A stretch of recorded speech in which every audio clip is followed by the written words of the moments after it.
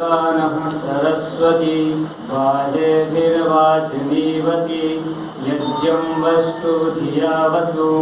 सम्मान्य आचार्य जी, मंचस्थ विद्वत वृंद और मेरे समक्ष उपस्थित मेरे ज्येष्ठ कनिष्ठ भ्राताओं और सोशल मीडिया से मुझे सुन रहे सभी धर्म प्रेमी सज्जनों, मैं आप सभी के समक्ष पर्यावरण संरक्षण का वैदिक उपाय इस विषय को लेकर उपस्थित हुआ हूँ। आशा है आप ध्यानपूर्वक सुनेंगे। वैदिक वांग्मय में आदिदैविक शांति की स्थापना के प्रयास स्वरूप बहुविध निर्देश, कामनाएं तथा प्रार्थनाएं उपलब्ध हैं, जिनमें भौतिक सृष्टि मानव सृष्टि को तथा मानव सृष्टि भौतिक सृष्टि को पुष्ट करती हुई वर्णित है। भौतिक सृष्टि के अंगभूत सूर्य, अग्नि, पर्जन्य, इंद्र, वरुण आदि प्राकृतिक उपादान ही वैदिक वांग्मय में देवता रूपों में वर्णित हैं, जो किसी राष्ट्र, जाति तथा धर्म से संबंधित न होकर अपितु संपूर्ण जीवलोक में निरत हैं। उनसे की गई प्रार्थनाएं प्राणी मात्र के कल्याण के लिए प्रेरणातर हैं। आपा औषधि ऋतनोवन्तु द्योर्वना गिरयो वृक्षकेशः, अर्थात जल, औषधियां, आकाश और वन और वृक्ष रूपी केशों वाले पर्वत हमारी रक्षा करें। ऋषियों का स्पष्ट कथन है कि यदि पृथ्वी पर्वतों और वनों से युक्त हो तभी वह कल्याणकारिणी होती है। गिरयस्ते पर्वता हिमवन्तो अरण्यं ते पृथ्वी स्योनमस्तु, इसलिए इनके संरक्षण और पुष्टि की कामना की गई है। वेदों में वृक्ष की कटाई का निषेध करते हुए ऋचा संकेत करती है, माँ का गंभीर मुद्भो वनस्पति मसस्तीर्वी ही नीनसः, अर्थात हे पूषण, इन कौओं की संतान वाले वृक्षों को मत काटो। वेदों में उद्धृत ऋचा सानो भूमिर विस्तृताम माता पुत्राय में पया तथा भूमे मातृनिधेहि माँ भद्रया सुप्रतिष्ठितम्। इन शब्दों से उससे मानव के लिए पर्याप्त उपभोग पदार्थ तथा सुरक्षा प्रदान करने की कामना की गई है। बदले में पृथ्वी को दृढ़ बनाने के लिए परमेण धामना दृढ़स्व की भावना तथा उसे सभी आपदाओं से बचाने का निर्देश दृढ़हंताम दुर्या पृथिव्याम पारस्परिक सद्भाव का आधान करने वाला है। यही विश्व का अन्योन्योपकारक चक्र है, जिसके निर्वाह चलते रहने पर त्रिविध आदिदैविक, आदिभौतिक तथा आध्यात्मिक शांति अर्जित की जा सकती है। इसी प्रकार यजुर्वेद का शांति पाठ के रूप में प्रचलित मंत्र ओम द्यौ शांति अंतरिक्ष में जिन स्थानों में शांति, जिसमें प्रकोप अथवा प्रदूषण का अभाव भी अंतर्हित है, की प्रार्थना की गई है, उनका क्रम दर्शनीय है। द्युलोक, अंतरिक्ष, पृथ्वी, जल, औषधि, वनस्पति, सभी देवता और वेद ज्ञान, ये सभी भौतिक सृष्टि से संबंधित हैं, जिनसे समन्वय पूर्वक शांति की प्रार्थना की गई है और इनके संरक्षण का मार्गदर्शन भी किया गया है। शनैः शनैः मानवीय प्रगति की अंधी दौड़ के कारण वनस्पति जगत के अवनयन की प्रक्रिया उत्तरोत्तर बढ़ती गई। मनुष्य द्वारा कृषि विस्तार, नगरीकरण, औद्योगिकीकरण, खनन, बांध निर्माण और अतिदोहन जैसी मानवीय गतिविधियों द्वारा वनाच्छादित क्षेत्र घटता चला गया। वनस्पति जगत के नष्ट हो जाने से अनेक प्रजातियां भी नष्ट हो जाती हैं। वनस्पति जगत की दृष्टि से समृद्ध उष्णकटिबंधीय वर्षा वनों का विनाश चरम पर है।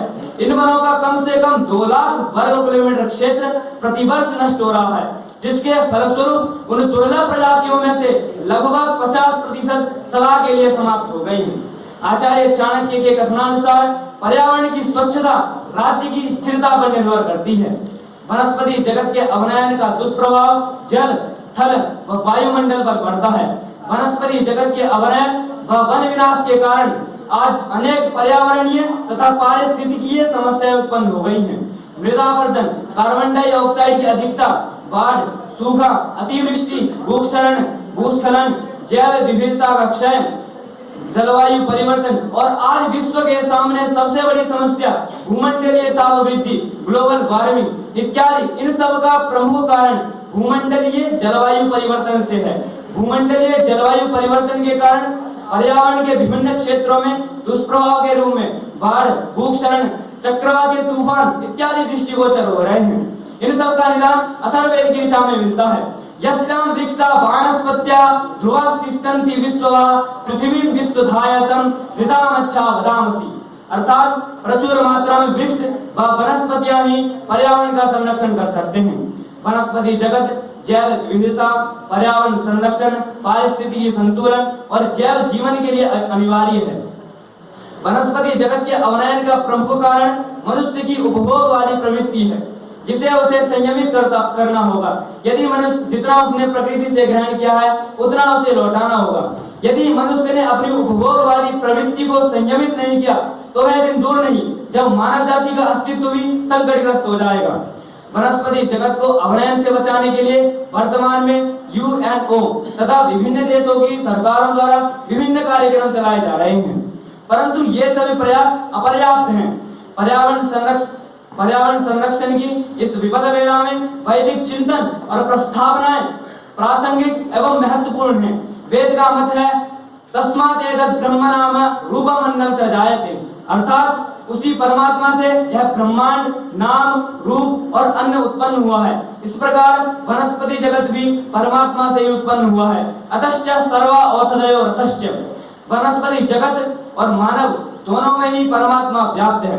जितना मानव को जीने का अधिकार है उतना वनस्पति जगत को भी, जितना आदरणीय मानव है उतना आदरणीय वनस्पति जगत ही।